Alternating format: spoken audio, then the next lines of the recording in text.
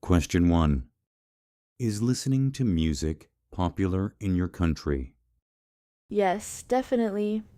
Listening to music is extremely popular in my country as it's an effective way to relax and unwind after a long day. People across all age groups enjoy music, though their tastes tend to vary. Older people often gravitate towards classic songs with meaningful lyrics, which evoke a sense of nostalgia. Meanwhile, younger generations tend to prefer genres like K-pop and V-pop, as well as other popular hits that are upbeat and catchy. Question 2. When was the first time you remember enjoying music? I'd say it was when I was in high school. Back then, I was really into English music, especially songs from the UK and the US. I have a vivid memory of my friends and me going through piles of old CDs, trying to find tracks by artists like Westlife, 2AM, and the Backstreet Boys. That was probably when I first started to truly enjoy music. Question 3. When was the last time you listened to music? Just this morning, I usually put on some music as soon as I wake up because it helps lift my mood. I also listen to music when I'm stressed because it helps me relax and stay motivated throughout the day. Question 4. How often do you listen to music? Almost every day. I have a playlist of my favorite songs on YouTube, and I usually play it whenever I feel like listening to music. I particularly enjoy the recommendations, as the algorithm suggests songs that match my taste. That said, it can be a bit unsettling how the system sometimes seems to understand my preferences better than I do. It really makes me think.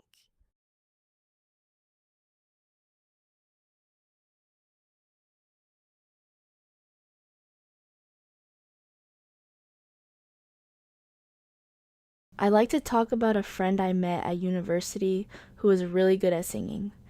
To be honest, I don't remember his name anymore, but I was so impressed by his voice that I still vividly remember the first time I heard him sing. At the time, I was on the ground floor working on a group project with my friends. We had been working for hours, so I was feeling quite exhausted. I remember we were considering going out to get some snacks because we really needed a break before continuing. All of a sudden, I heard a powerful and energetic voice coming from upstairs. He was singing Hello by Adele, which was very popular at the time. It was one of my favorite songs, so hearing it in that moment, when I really needed to relax, felt amazing. His voice was so emotional and captivating that I was instantly hooked. I even told my friends to give me a minute so I could go upstairs and see who was singing. When I got there, I saw him and his friends gathered in a corner of the corridor, just casually singing together. I happened to know them, so I joined them for a while. At that moment, I finally understood why some people are so into live music. Being there in person made the experience much more exciting and immersive. I felt energized and completely recharged. Since then, I've really enjoyed live music and sometimes go to concerts with my friends.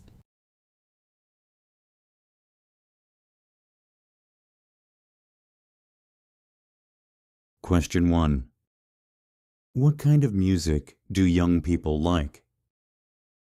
I'd say genres like K-pop and V-pop are particularly popular among young people. What makes them appealing is that they go beyond just music. They combine catchy songs with impressive visuals and performances. As a result, the artists often become trendsetters, influencing young people's fashion choices and lifestyles. Besides that, many young people also follow global music trends through platforms like TikTok, so viral songs tend to gain popularity very quickly. Question 2. Do you think music is beneficial for children at school? Yes, definitely. I believe music plays an important role in schools. For one thing, upbeat music can help students unwind after intensive study sessions, which is especially important given how demanding modern curriculums can be. It provides a mental break and can even enhance cognitive performance, allowing students to concentrate better afterwards. Moreover, music encourages teamwork. Participating in group activities like bands or choirs helps students develop key interpersonal skills such as cooperation, empathy, and active listening. Question 3. What are the benefits of children learning a musical instrument? I think learning a musical instrument can benefit children in several ways. First of all, it can boost their creativity and cognitive flexibility. It's often said that playing music, or even actively listening to it, can break rigid thought patterns and encourage more creative thinking. In addition, it can improve memory and concentration. Children have to memorize notes, rhythms, or even lyrics if they sing, which helps develop both their short-term and long-term memory. Playing an instrument also requires a high level of focus, so it can gradually improve their attention span. Another important benefit is emotional development. When children play music, they learn to express their feelings in a nonverbal way. This not only helps them cope with stress and anxiety, but also teaches them how to understand and manage complex emotions, which is an essential life skill. Finally, learning instruments like the piano or violin can enhance fine motor skills and hand eye coordination, as they require precise and independent movements of both hands. Question 4. Do you know what kind of music children like today? I'm not entirely sure, but I'd say children's music tastes nowadays are quite diverse due to their exposure to global trends on platforms like YouTube and TikTok. They tend to listen to mainstream pop music, as well as soundtracks from animated films and anime that they can relate to. On top of that, they enjoy child-friendly songs with catchy tunes and interactive elements like dancing or clapping. Given the influence of social media, they're also likely to follow viral music trends. Question 5. Do you think the government should invest more money on concerts? I think the government can invest some money in concerts because they promote culture and tourism. For example, large music events can attract international visitors, which helps boost the local economy, especially in areas like hospitality and transportation.